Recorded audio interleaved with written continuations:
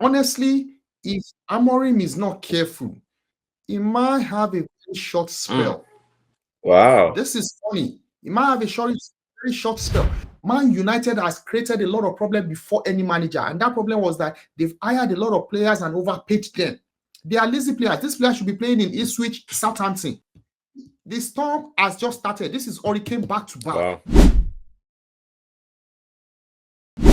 Man United. Oh man, I wish I could talk to Cincy. I don't know how he's feeling. I hope he's doing well. Which is your brother, whatever you are. I think Man United they are now reset to the Man United before they hired Amorim, so that's good. The storm Amorim predicted already here, or are we just seeing some light showers at the moment? Because as you might recall, they stole that game against City, in my opinion.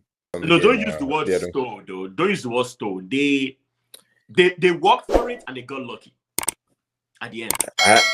I agree. Well, yeah, whichever way you want to put it, because that game seemed to be over. City seemed to have control of that game. Yep, and just and lost. Then you said it's the storm here. The storm Amorim was talking about, or he's talking about, was already there before Amorim got there. The storm was there when Tanaka. But he said when he took the job, he said a storm will come. So I'm using his words. Yeah, no, the storm is already there. He's just trying to butter up the fans. The storm is already there and he knows it. I think this is what it meant. It meant that the Arsenal game was the beginning of the storm. The storm is not over. The Arsenal game was the beginning of the storm because that was the biggest game. After, you played Everton, you played Conference League, you played Bodo, right? Who knows Bodo, right? And then you played Everton, and that Everton, which annoyed me because Everton basically gave those goals away. Do not say because you had a 4-0 game. Go and rewatch that game. Those were defensive blooders. Listen to Sean Dyche after that game. He said it. He said individual errors cost them the game. And he fixed it with the games afterwards. They didn't give anybody stupid errors when they played Arsenal. They didn't give it to Chelsea, right? So, you don't look at one game. And I kept telling the Man U fans, calm down. The style this guy is playing requires the resources that can play. Yeah. Honestly, if Amorim is not careful, and this might sound too out of the way, if he's not careful, he might have a very short spell. Wow. This is funny. He might have a very short spell because records matter. Forget the resume, forget the profile, forget that he won one league in Portugal. Results matter. The result yesterday was very, very bad. That was a bad result. You cannot tell me that you are still experimenting with number of games. Did you not watch the clips? And you're talking of the 3-0 loss for 1 month. That's for 1 month before you start the job. What were you doing with that 1 month? Did you not watch the clips to know the kind of player to deploy in the system? If the system is not going to work now, why don't you just walk through this season, get results, then use preseason to master the style? You are deploying a system that these players cannot play. Man United has created a lot of problem before any manager, and that problem was that they've hired a lot of players and overpaid them. They are lazy players. These players should be playing in Ipswich, Southampton. They are wearing Manchester United colors, and that's the problem. Anthony is not somebody that should be playing for Manchester United. Anthony is never a footballer, in my opinion. It doesn't work. You understand what I'm telling you?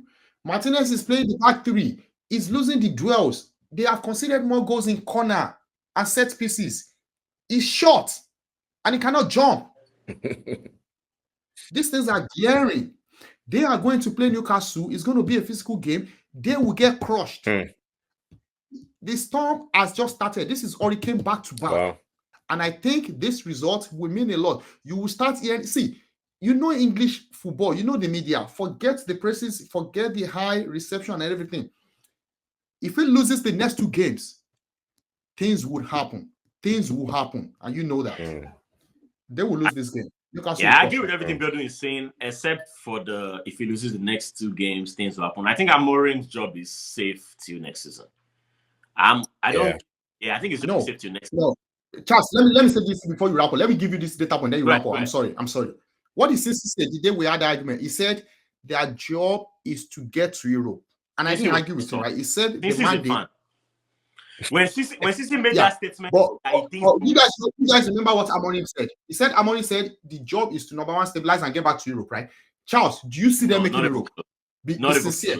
You see them making Europe. Okay, so if they don't make Europe, what happens? What happens to the project? Yeah, I don't think Sisi believed that statement. Yet I don't see them making it to Europe. That would take a mega. That's my. I don't think they will make it, and that will affect that. It won't. That's what I'm saying. I think regardless of where they end, Amorim's project begins next season, in my opinion. His project, because like you said, you have so many players that are not Amorim-like players. They have so many players on the books that they're very lazy. They don't even care about the game of football. Anthony being number one is one of the ones I really pick on. So before you can expect a manager to turn the team around, he has to bring his own, even if it's just one or two. These guys he has right now are not the players for him. He needs to. Now, he can't just shank all of them off. It's not going to happen in one. But in the meantime, you can't even have the budget. He has that excuse. I think he'll be fine till next season. Yeah, I want to agree with Charles as well. I think he has some next season, which I've been wondering about that because he has seemed to rotate his starting 11 so much. Every game has been a different midfield combination, a different back three combination. Yeah. Højlund starts some games, Xerxes starts some games up front. The only constants have been maybe Bruno Fernandes and Onana. And even Bruno Fernandes hasn't completed 90 minutes in any game, except maybe, I think he might have played 90 minutes in the Bournemouth game. But other than that, everyone has been on the chopping block. So my thought is he's trying to figure out who is going to be a fit in his system. And I think he's really just working with the team ahead of next season while trying to get some results at the moment and, start to bring his culture, his tactics into the team. That's my opinion.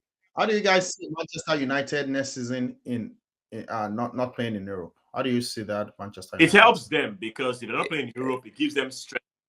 I mean, it's not going to be the end of the world. Chelsea experienced it 2 seasons ago. And I think it's going to be the end of the world. It's not the end of they get to focus so much on the league next season.